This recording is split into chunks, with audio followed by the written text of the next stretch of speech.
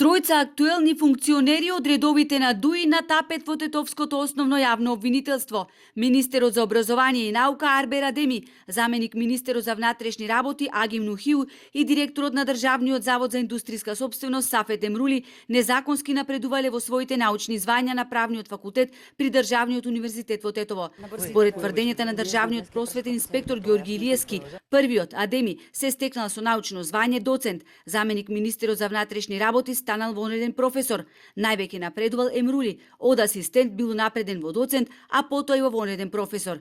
Илиевски тврди дека ова не е единствениот нивни грев.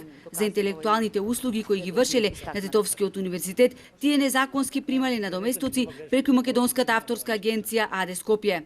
Министриве, Арбер Адеми, заменик министерот за внатрешни работи Агим Нухиу и директорот за интелектуална услуга се унапредувале незаконски во период кога и мирува работниот однос, кога се на јавни функции. Што е спротивно на законот за високо образование, спротивно на законот за работни односи. Згора на тоа, значи тие склучувале и интелектуални услуги, семање на пари преку агенција, Македонска агенција. Значи, сето тоа финансиска полиција го има истражено и доставено е барање до основното јавно обвинителство во Тетово, каде што местно надлежно е Универзитетот Тетово, значи заповедување на кривична постапка. Во меѓувреме, функционерите ги вратиле парите што ги зели за вршење на интелектуалните услуги на универзитетот, но според Илиевски тоа не е доволно. Тие пари се вратени, каде што во една нормална држава за таквото нешто значи се поднесува неотповиклива оставка.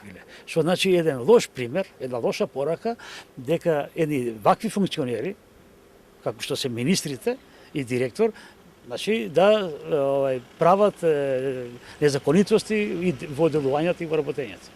Алфа побара информација и од јавното обвинителство на Република Македонија. Во дописот стои дека основното јавно обвинителство Тетово во октомври 2019 година примило извештај од Управата за финансиска полиција и постапува во предистражна постапка во насока на проверка на наводите во извештајот.